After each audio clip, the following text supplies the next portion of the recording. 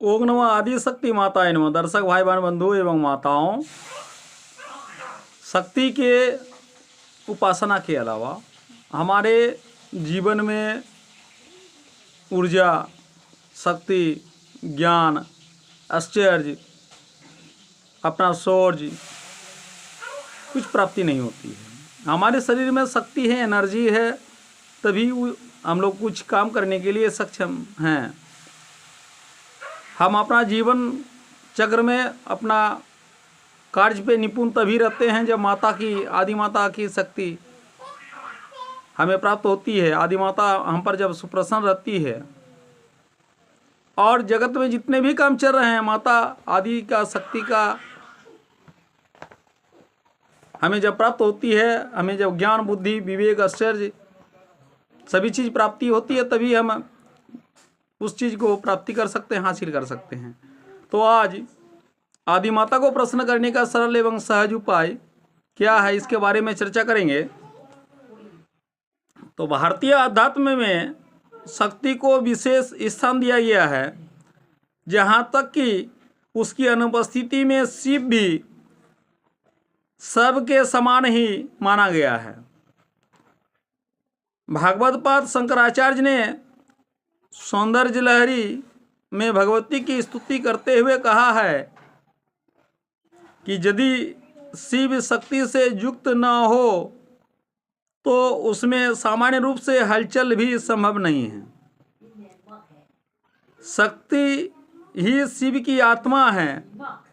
बिना आत्मा के प्राण जिस प्रकार निर्जीव पड़ा रहता है, उसी प्रकार से शिव भी शक्ति के बिना निर्जीव रहते हैं।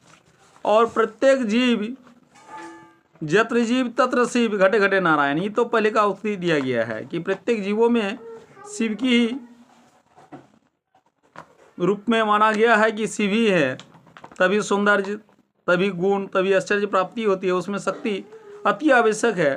हमारे जीवन चक्र में जितने भी कर्म आते हैं, हम अपने शक्ति, सामर्थ्य, गुण, ज्ञान, विज्ञान, आश्चर्य के द्वारा हम अभी सभी कर्म को संपन्न करते हैं। तो शक्ति संपन्न होने पर ही देवों में भी दानवों पर विजय प्राप्त करने की क्षमता आ सकी थी, अन्यथा शक्ति विहीन होने पर तो वे सदैव ही दानवों द्वारा पराजित होते हुए हैं। ऐसा ही अवस्था साधक की भी होती है। जब वह शक्ति साधना को संपन्न करते हैं तो न सिर्फ आध्यात्मिक क्षेत्र में अपितु भौतिक क्षेत्र में भी विजय तथा संपन्नता प्राप्त करता है। शक्ति तत्व से पूर्ण होने के उपरांत ही वह अपने अंदर देवत्व की भावभूमि बना सकता है। फिर वह अपने अंदर के दानवों पर विजय प्राप्त कर सकता है और भौतिक रूप से वह देवों के समान सभी सुखों का उपयोग स्थायी रूप से कर पाने में सक्षम होते हैं। उच्च कोटि के योगियों, सन्यासियों ने भी शक्ति तत्व की साधना संपन्न की और फिर उस परम ब्रह्म को प्राप्त कर सकने में समर्थ हुए। स्वयं राम ने भी रावण से युद्ध में विजय प्राप्त करने के लिए शक्ति तत्व की ही साधना संपन्न की थी। अतः प्रत्येक व्यक्ति को माता आदि शक्ति की पूजना, अर्चना, ध्यान, मनन करना चाहिए। जो साधक निरंतर शक्ति तत्व का साधना संपन्न करते हैं, वह निरंतर उच्चता की ओर अग्रसर होता चला जाता है। तो दर्शक भाई बहन बंधु एवं माताओं, इसके आगे वाला वीडियो में शक्ति को प्रसन्न करने का सरल एवं सहज उपाय बताएंगे।